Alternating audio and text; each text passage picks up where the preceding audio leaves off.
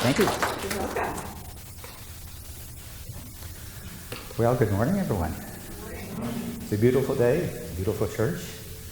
Thank you for allowing me to be part of your church today. I have a teacher, and I think all of you do. All you have to do is kind of get in a meditative state or an altered state, and you'll find that energy comes straight through. So if you have questions and need answers and help, a little meditation does wonders. One of the things I'd like to do today is a song called Amazing Grace. And I'd like to give you a little history on that if you're not familiar with it. I think almost everybody knows that song or has heard it at the very least. I read something on Wikipedia, I think it was, that said that song is usually sang, at least I believe it was 10,000 times annually. Now, I'm not sure about the figure, but that's a lot of singing for one song. There's a gentleman named John Newton in 1777 or 78, I think, wrote that song. And it was written without music or anything else. It was more of a poem that was put together. And he had just been ordained as a minister, and that was one of the tasks that he gave himself, was to write hymns, and this was one of them. It wasn't too awfully popular at the time, but in about the 1900s it became very popular in America, and it started an effective religious revolution. Now, John was considered, and he considered himself sort of a scoundrel, and he wasn't too nice a person as far as I'm able to find out. But he had we'll call it a religious experience. And I think it was 1749, off the shores of Ireland, when a violent storm came up, and he was one of the crew on that particular ship. And there were several of his shipmates got washed overboard, and the only ones that survived were the ones that strapped themselves to the railings or to the masts or to the wheels or something on the ship. And even then, he was absolutely certain that everyone there was going to drown. The ship was going to capsize. And so that's that moment of God's grace coming in. And he asked God to save him. And miraculously he did. And that kind of changed his attitude and everything. Prior to that, he had been a confirmed atheist. He told everyone that there was no such thing as God, that you only live this life and it was over. And he made certain that everybody that he talked to that had religious beliefs heard his opinion on that. And this kind of changed things. Now, one of the interesting things about John Newton was the fact that he was a captain of a slave ship, which I don't know if too many of you know that. But he did this for several years, and this was after this religious experience. This was an accepted way of doing and being. So he would take his ship into Africa, down along the rivers, and he would purchase slaves, and then in turn take them back across the Atlantic Ocean and sell them to the highest bidder in America. And this went on for several years until at one point his health was failing him, and he actually collapsed on the ship. And I think from that point on he thought there has to be a different way of doing things. So he started to study religious theory and became a minister in I think it was the Church of England at the time. But that's all quite fascinating. And the fact that this one poem that he had written is probably the most widely known spiritual hymnal that's ever been written. So I'd like to do that for you this morning, and most of you know that, I think, so if you'd like to sing along, I would be delighted. So let me get down to the little microphone I have down here. There we go.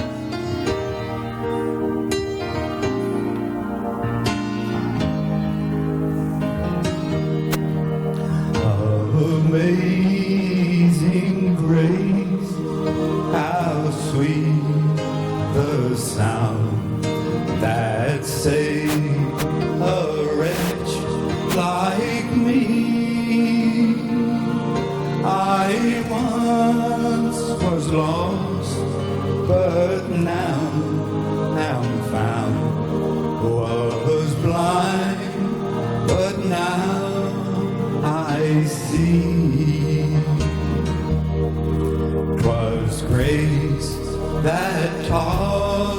my heart to fear and grace my fears relieve. How precious did that grace appear the hour I first believed.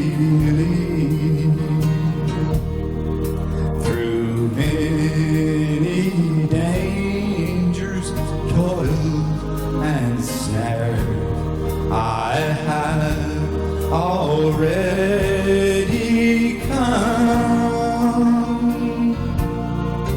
'Tis grace hath brought me safe thus far, and grace will lead me home. The Lord has promised good to me.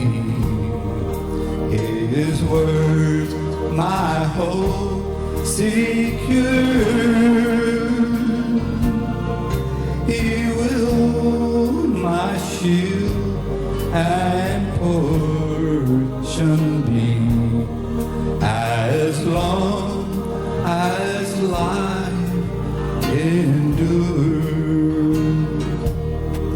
When we've been there 10,000 years, bright shining as the sun, we've no less days to sing God's praise, but in when we first begun.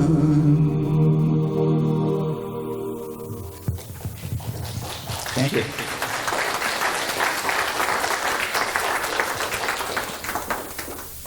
I have a guide and teacher called Alexander, and I'd really like to bring him in and let him present his opinions and such as that to you. So let me bring Alexander in, and for the most part it's called channeling, I think. But you can be the judge of that simply by the information he gives. So let me bring Alexander in. It just takes a second to step into that energy.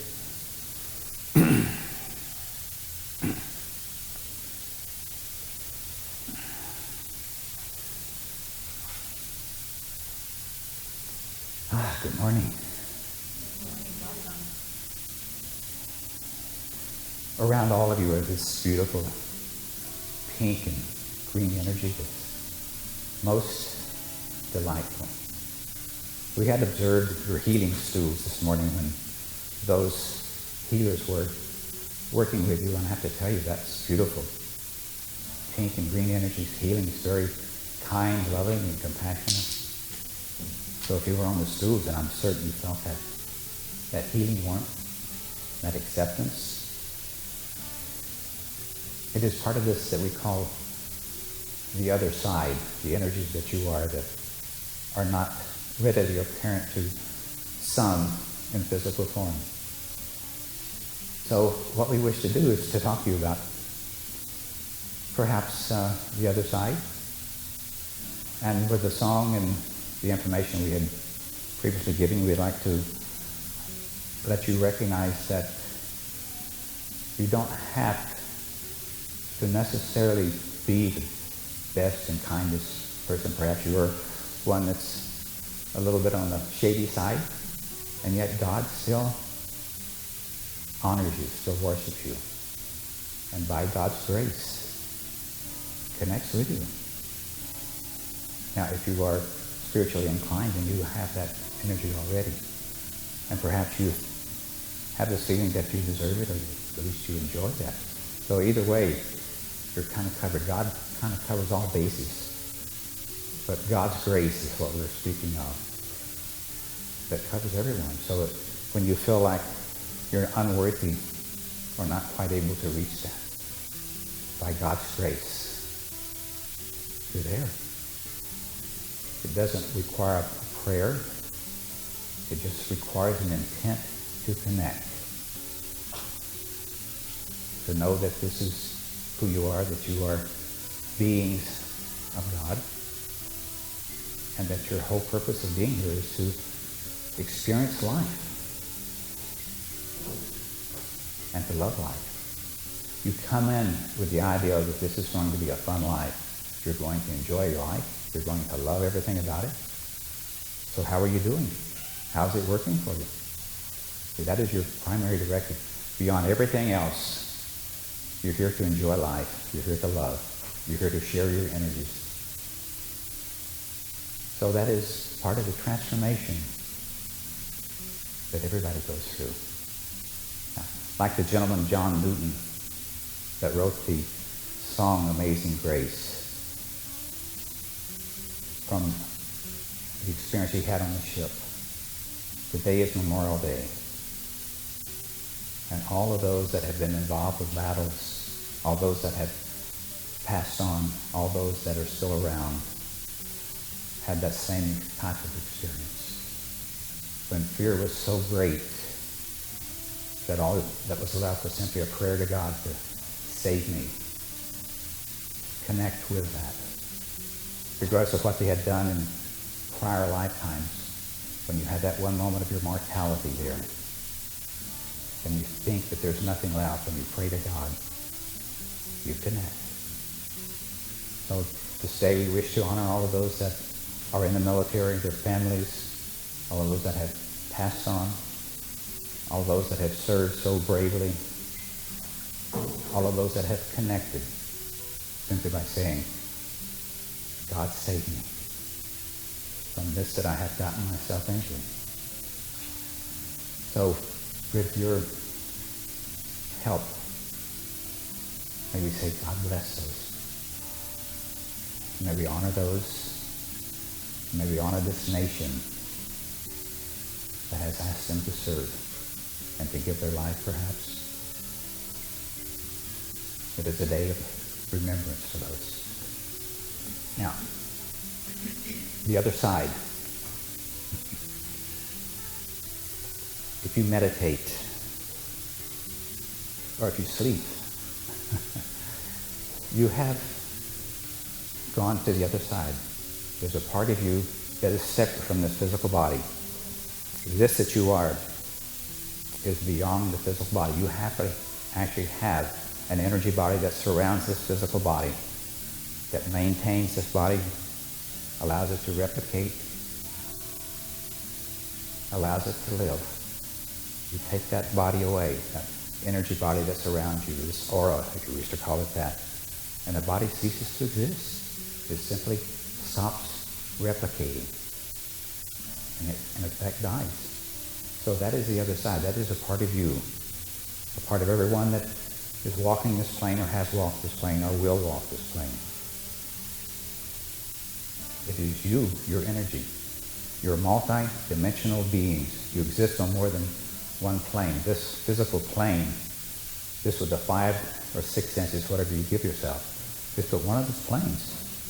The other plane is what we consider for you the higher self. That is one of them.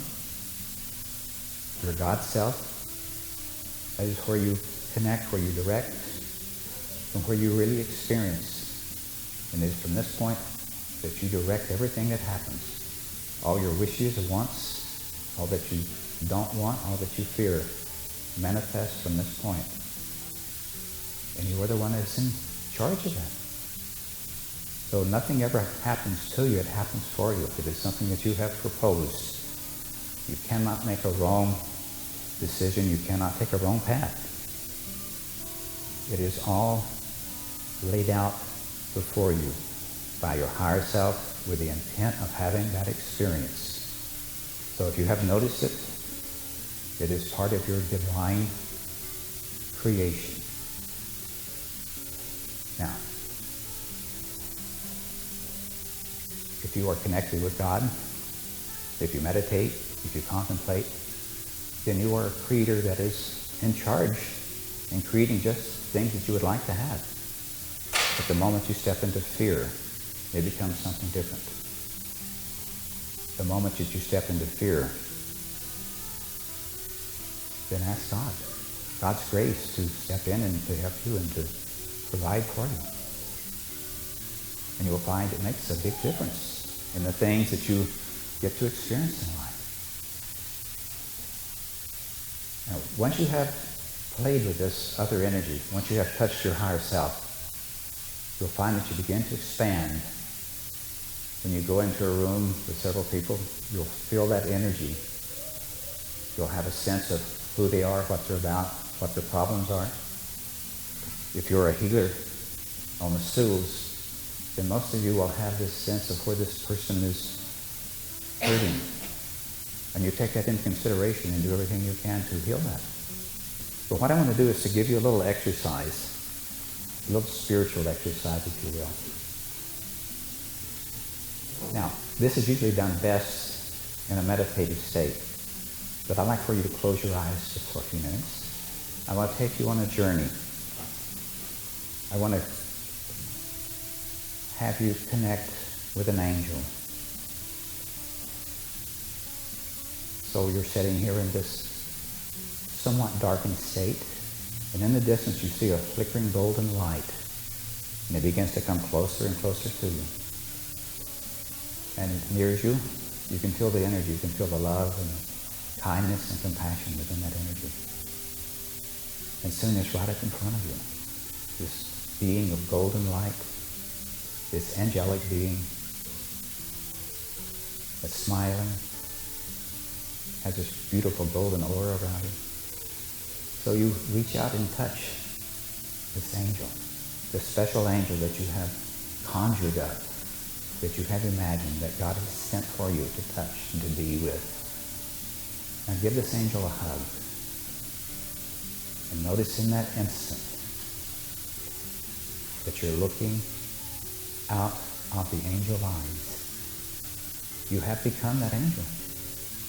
And what we have to tell you, that is you. You are that angel. That is your higher self.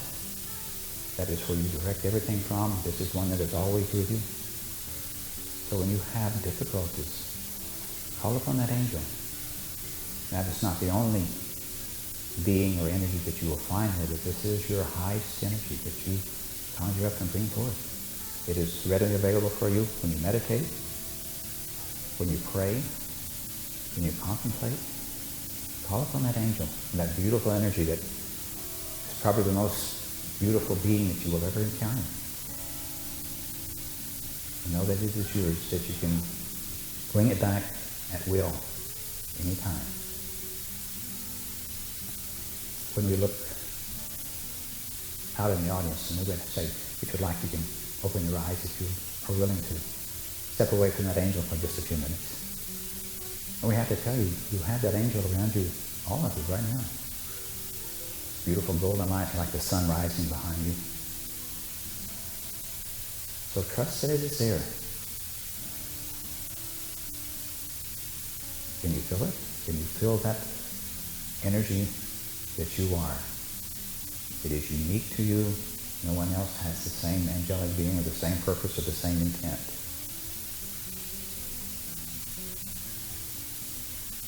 Now, when you touch that energy, it grows you and it evolves you. It makes you more loving, more kind, more compassionate. It makes you know that you're one with everything that exists. You're one with the air and the earth, the stars, the building you're sitting in the pews of right now. That is all part of you. And your first response will probably be, well, it cannot be me because I am this individual. But if you were not here, none of this would exist. So these are your creations. It is like mass consciousness come together that you have manifested these beautiful places, beautiful energies. And you are growing and evolving. It is only within the last 300 or so years that you have managed to change your world beyond anything that you could have imagined prior to that.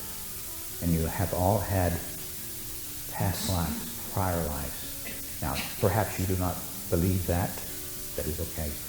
We're not offended if you prefer to say, well, this is my first time here and I'm having fun, or otherwise. But recognize it is your creation. You are unique. You are the only one of you. There is no one else that could do it better. You are a collection of all the energies that you've ever been in past lives. Everything that's ever happened is like another day in your spiritual life. So every time that you have passed from this plane, every time you have changed this flesh suit of clothing that you wear, you have added to this that you are. Anything that you have ever been, all your talents, all your abilities, you probably have had something that has given those to you in a past life. Now, for the real shocker, I want to tell you that perhaps 80 to 85% of the things that will happen to you in this lifetime is past life related. So you only got about 15% of the stuff that you can mess up on this time. So allow that to make you realize. Things will happen in your life and you look back and you say, I don't see a reason for that. And we tell you that there is a reason for that. It is something that you've had in the past life that honored you, or it is something that disturbed you. And for the most part, the things that honor you are given. But the things that you have done that still disturb you, that you're here to correct or retry, are the things that grow and evolve you. You learn most of your lessons, if you will, by negative experiences. At least that is your perception of it. So if you don't get it right, then you think, well, I've got to redo this. And it is a strange thing, because when you pass over, before you come back again to try again, you set a plan, and you're absolutely sure if you had another chance at a similar experience, you would get it right, and you would walk away just like walking on water or something along that line. So here you are, and the first thing that your society does is teach you that those are illusions. Everything that you brought forth from the past is your imagination. The reality is, it is the thing that you have brought forth. And if you have been lucky enough or fortunate enough to have parents that were into metaphysics or spirituality, then perhaps you have retained some of that. My mom was quite psychic. And I never gave a thought to it until, I want to say, the late 70s. And I began to read some books by Edgar Cayce and some of the things that he had done. And I thought it was fascinating, so we began to play with it a little bit. And it's when I discovered this teacher that I call Alexander that shows up and talks to me. And at first, if you've not channeled, let me suggest that you simply take a piece of paper and begin to write down your thoughts and try to put them all together. And the first thing you'll notice is it begins to take its own life. It goes in different directions. And you're putting things down that you had never thought about, that you had never read about before. Then you are channeling, my dear. Now, next step, if you like, you can channel vocally. Simply let it flow. And the thing is, you all have that connection. You have a higher self. You have this angelic being that you are. You have guides and teachers. And you have this ability to call in specialists for whatever you're playing with, whatever you want to know, whatever you're doing. Simply ask. The universe always provides. The universe always says yes to whatever you request. But the problem gets to be, what are you thinking? What are your emotional energy that you're putting out? If it's something you fear or something that you doubt, then that's what the universe says, yes, I'll give you everything you want. How much doubt do you want? How much fear do you want? How much lack do you want? And all you have to do is have an emotional awareness. If you wish to have abundance, feel like you have abundance. Feel it here in the heart. That's where you create from. So you see, it is not a difficult thing to conjure up something. The problem is simply to be able to manage your thoughts, your emotional thoughts. The thoughts that you have that have no emotional string to them do not create. It's only the ones that you have an emotional connection to that begin to create around you. So if you're wishing to create something in your future, simply feel like it is yours. Take it a step at a time, and we will assure you that it will manifest just as quickly as you can allow it. But a lot of times it takes a step-by-step process. It is like if you were in grade school and all of a sudden you wanted to take on a college course, you would have difficulty. But what if you went through the whole system, grade by grade, and you find yourself finally able to create what you wish? It is somewhat similar to spiritual creations. So, with that, we wish to say to you that we appreciate your attention. We thank you for allowing us to be here to grow and to evolve and to understand humanity a little more. You see, simply because we're on, quote, the other side, doesn't mean that we do nothing. And you are the best show in town, we have to tell you. We like to observe the things that you're doing. We grow and learn, and when you're in a church and you have a capability of looking at you and saying, hey, this is what I see around this person. Boy, isn't that delightful? It is most educational. Now, I am the one that your history has referred to as Alexander the Great. And that is not that I am bragging of that. It is simply to say to you that I have not been incarnated since that time. I managed to put together 33 years, and I think it's called burning the candle at both ends. And look at you, most of you have managed to go much further than that. But one of the things that I was intent on doing when I was here was simply to spread knowledge, to spread commerce, to have all of society come together. And my methods apparently were quite crude. In that lifetime, I learned that you cannot force anyone to do anything. Everybody is their own director. So that was a hard lesson to learn. And if you ask why I have not been back since that time, I would say to you that I have a few people that would like to play those games again with me, and I prefer not to do that. I found a place of peace and calm. So when you are reincarnating, give it about 300 years and you'll find that I am back in incarnation again. But it is a different world and a different life, and that's where you're growing and evolving too. Peace and kind. I think your Bible or your spiritualities talk about 1,000 years of peace. That's what you're evolving to. And if you look around at your world, you say, how can that be? Look at all the wars and battles that are happening. Those, dear ones, are experiences that you must allow. Those, if they were not allowed to do that, would destroy you and the whole of society. So when they are ready, then they simply will change their minds, and they will find themselves incarnated into a distant future. So much for the other side.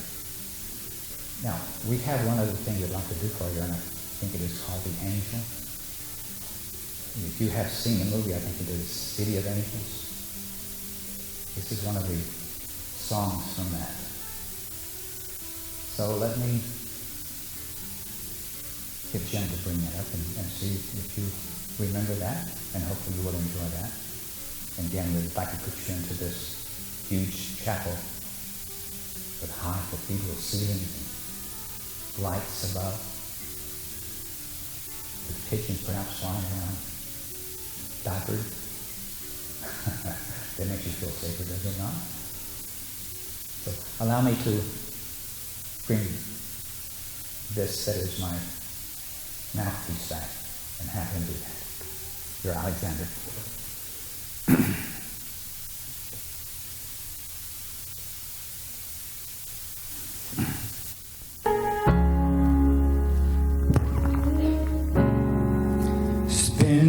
all your time waiting for that second chance, for a break that would make it okay. There's always some reason to feel not good enough, and it's hard at the end of the day. I need some distraction, oh, a beautiful release. Memories seep from my veins. Let me be empty, oh, and weightless, and maybe I'll find some peace tonight in the arms of the angel. Fly away from here, from this dark, cold hotel room, and the endlessness that you fear. You are pulled from the wreckage of your silent reverie. You're in the arms of the angel. May you find some comfort here.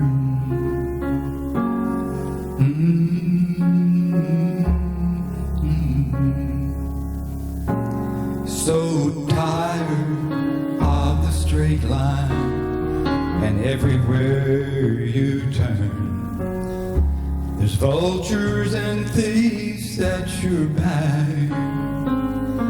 Storm keeps on twisting, you keep on building the life that you make up for all that you lack. It don't make no difference escaping one last time. It's easier to believe